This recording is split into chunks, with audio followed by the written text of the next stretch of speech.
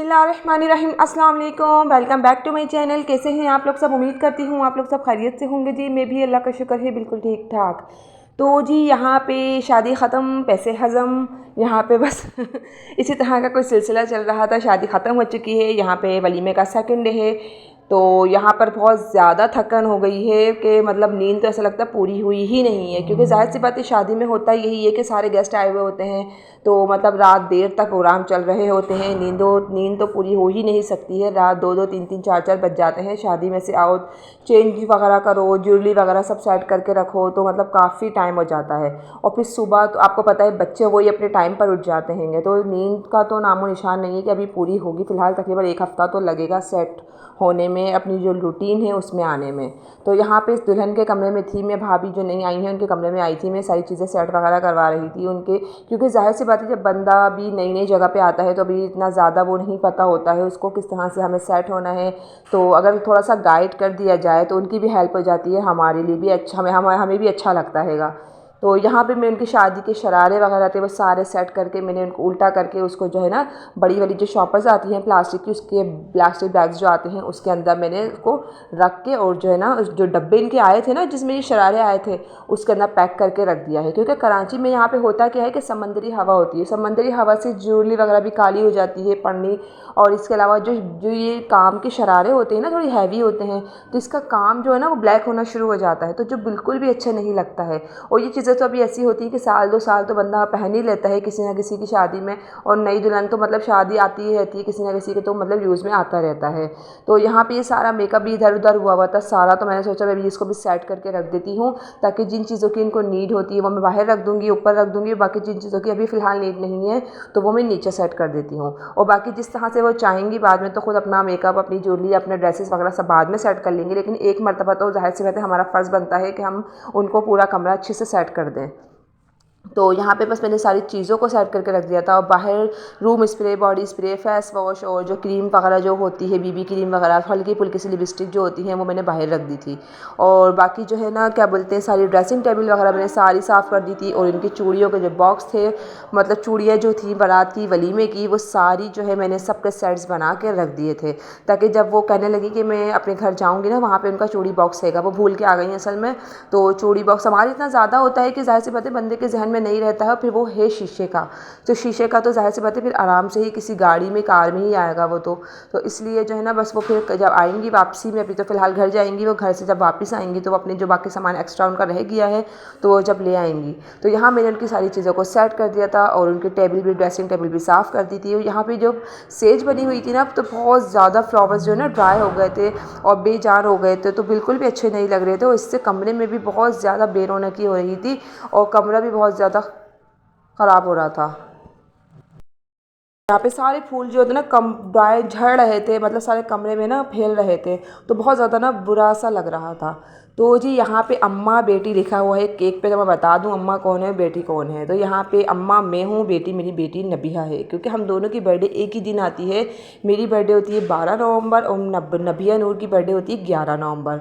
तो बस यहाँ पर जो है ना हम दोनों एक ही केक काटते हैं। तो इस मरतबा मेरा मूड बहुत ज़्यादा ख़राब था, बस मेरी थोड़ी सी ना फ़ाइट हो गई थी हस्बैंड से, तो यहाँ पे मेरा मूड बहुत ज़्यादा ख़राब था, तो मैंने इस बार केक नहीं काटा, नबिया ने अकेले ही काटा है केक।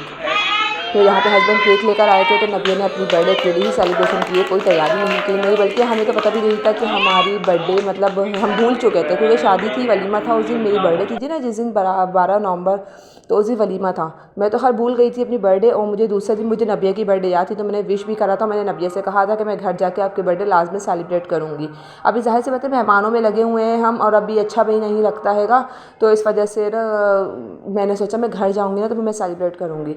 लेकिन हस्बैंड जो है, मेरे हस्बैंड जो है ना वो केक ले आए, यहीं पर ही ले आए थे, तो बोलने लगे तुम दोनों की बर्थडे है, तुम दोनों यहीं सेलिब्रेट कर लो। तो कोई तैयारी नहीं थी, कुछ भी नहीं था, अचानक ही बिल्कुल वो केक लेकर आए। तो बस यहाँ पे हम लोगों ने, सिर्फ मैंने तो खैर नहीं कट किया केक, बाकी नबिया ने कट कर लिया था केक। तो यहाँ पर जो है ना क्या बोलते हैं, आपको बहुत सारी दुआएं देनी है नबिया को, मुझे, और इसके अलावा ये है सेकंड डे का क्लिप। तो यहाँ पे हम लोगों ने दोपहर का खाना खाया। दोपहर में बना था दाल पालक, क्योंकि हम लोग बड़े बोर हो गए हैं बिरयानी, कौरमा, कढ़ाई, ये वो सब चीज़ें हैवी खाने खा खा के ना। तो शादी के खाने खा के इतने ज़्यादा नहीं खाए जाते हैं, आप कितना भी वो अच्छा बना लें, लेकिन जो है ना शादी के खाने आप एक क्वांटिटी में ही खा सकते हैं, उसको 2 दिन 3 दिन के बाद बिल्कुल भी अच्छे नहीं लगते हैं और जायका ही चेंज हो जाता है बिल्कुल ही। तो बस यहाँ पे ये देखें सारे जो डब्बे निकले थे ना भाभी के रूम से, उनके जो सामान वगैरह था, उन्होंने जो ज़रूरत की चीज़ें थी वो निकाल ली, और बाकी जो ज़रूरत की चीज़ नहीं थी ना उन्होंने वो जो है ना वो मतलब वो डब्बों में पैक करके रख दी।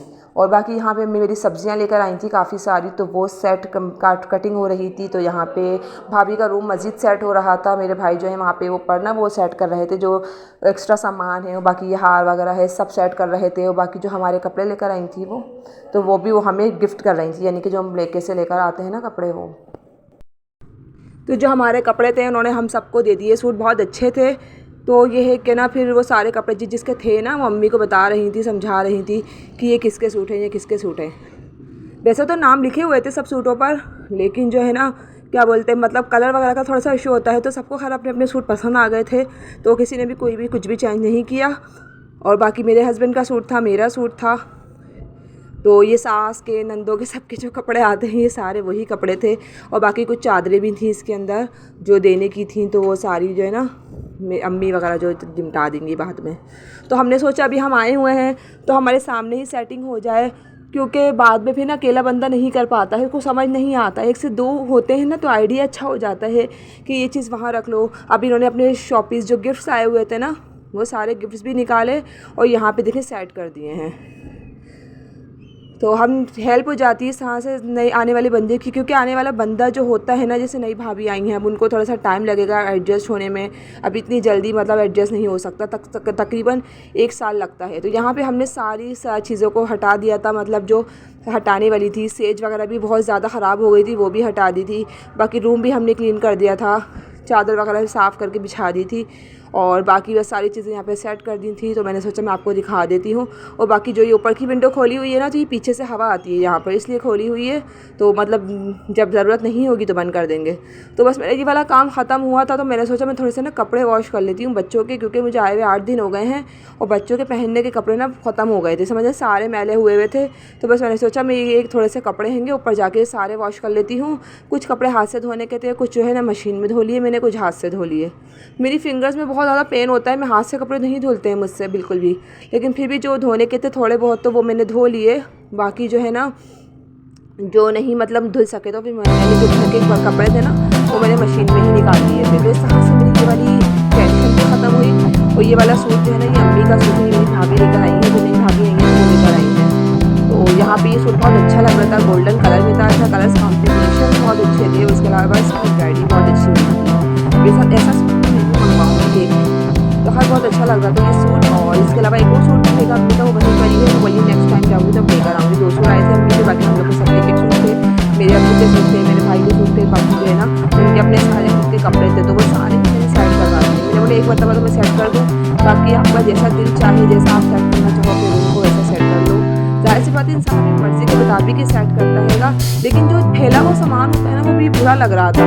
तो मैंने सोचा मैं इनको सेट करवा देती हूँ, थोड़ी सी हेल्प करवा देती हूँ। तो खैर मैं यहाँ पे अपने सारे काम ख़त्म करे, कपड़े धोए, भाभी का रूम सेट करवाया और सेट करवाया। और उसके बाद जो है ना मैं वहाँ आई, बच्चों को नहलाया, कपड़े पहनाए, मैं यहाँ पे खाना के देने के मैं ताया के घर पर आ गई थी। मेरा ताया का घर करीब ही है, वहीं से 1 गली का फासला हैगा, 5 मिनट का रास्ता हैगा। तो बस मैंने सोचा मैं 8 दिन हो गए हैं यहाँ पे आई ही नहीं हूँ मैं, तो मैंने सोचा मैं यहाँ पे थोड़ी देर आ जाती हूँ। लेकिन अगर आपका फ्रिज का कवर ऊपर से ख़राब हो रहा है ना, तो इस तरह की पतली वाली प्लास्टिक होती है, तो इस तरह से आप ये लगा के सर्दी से इसको लगानी पड़ती है। तो आप इस तरह से लगा के भी फ्रिज को कवर कर सकते हैं, बहुत खूबसूरत लगता है और ख़राब भी नहीं होता है। बाज़ औक़ात ऐसा होता है कि हमारे फ्रिज जो होते हैं पुराने होते हैं और प्लास्टिक उतर रही होती है, या कलर कहीं से ख़राब हुआ होता है, या कहीं से दरवाज़ा थोड़ा सा ख़राब हो जाता है। तो इस तरह से आप इसको कवर कर सकते हैं प्लास्टिक से। तो ये बहुत बड़ी नफासत से खूबसूरती से तय बनी के लगाया जाता है और ये बहुत अच्छा लगता है। तो खाना तो हम लोग खा कर रहे थे, तो खाने का तो मैंने मना कर दिया था। वैसे खाला ने हम लोग को खाने पर ही बुलाया था, लेकिन खाना वगैरह तो मैं खा कर रही थी क्योंकि मैंने कपड़े वगैरह वॉश करे, मुझे बहुत देर हो गई थी। तो मैं से खाना वगैरह मैंने खा ही लिया था अम्मी के घर पर। तो बस यहाँ पर मैंने सोचा बस चाय बना दें, हम लोग चाय ही पियेंगे, चाय बिस्किट। और इसके अलावा तो भूख तो कोई ख़ास इतनी नहीं है क्योंकि अभी हम खाना खा कर ही आए थे। तो खाला ने यहाँ पे बिस्किट मंगवा लिए थे, चाय बना ली थी। तो खाला बोलने लगी कि चलो खाना शाम में खा लेना, अभी नहीं खाए। तो फिर खाला ने, मेरी ताई ने ना मुझे रोक लिया था। मेरी खाला भी हैं, वो मेरी ताई भी हैं। तो यहाँ उन्होंने बनाए थे पाए बनाए थे और टिंडों का सालन था, और यहाँ पर सेवइयाँ बनाई थी जो मुझे बहुत पसंद है। तो खाना खाने के बाद की वीडियो है ये, क्योंकि खाने का टाइम तो मुझे याद ही नहीं रहा वीडियो बनानी है। मैं एक ब्लॉगर हूँ, यूट्यूबर हूँ, मुझे याद नहीं रहता है, अक्सर भूल जाती हूँ। खाने के बाद की वीडियो है। सेवइयाँ के टाइम मुझे याद आया, मेरे ताया बोलने लगी वीडियो तो बनाई नहीं आज, मुझे याद आया। फिर मैंने सोचा चलें थोड़ी बहुत जो बनती है मैं वीडियो बना लेती हूँ। बाकी यहाँ पे जो है ना, ये भाभी के घर से मिठाई आई थी, जो वलीमे वाले दिन जो आती है ना, दुल्हन के घर से मिठाई का डब्बा आता है, वो आया था। खैर मिठाई बहुत अच्छी बनी हुई थी और अच्छी मिठाई थी ये, और असली घी में बनी हुई थी। मुझे बहुत पसंद है असली घी वाली मिठाइयाँ। तो जी आज का ब्लॉग यहीं तक था। उम्मीद करती हूँ आपको ज़रूर पसंद आया होगा। अगर पसंद आ जाए तो प्लीज़ लाइक और सब्सक्राइब करना नहीं भूलिएगा। और मेरे सेकंड चैनल पे भी जाके आप लोग मुझे विज़िट कर सकते हैं। Fashion designing, dress, beauty and style के नाम से मेरा चैनल है, वहाँ जाके भी मुझे सपोर्ट कीजिए। यहाँ पर भी मुझे सपोर्ट कीजिए। जिन लोगों ने सब्सक्राइब नहीं किया वो अब कर दीजिए। और आई होप आपको वीडियोज़ ज़रूर पसंद आ रही होंगी। शादी के जो भी वीडियोज़ मैंने डाली हैं वो सारी आपको अच्छी लग रही होंगी। तो अभी सब्सक्राइब कर दीजिए जिन लोगों ने नहीं किया। सो मिलती हूँ बहुत जल्द एक न्यू ब्लॉग के साथ, न्यू वीडियो के साथ। तो मुझे अपनी दुआ में याद रखिएगा। Thank you for watching. Allah हाफिज़।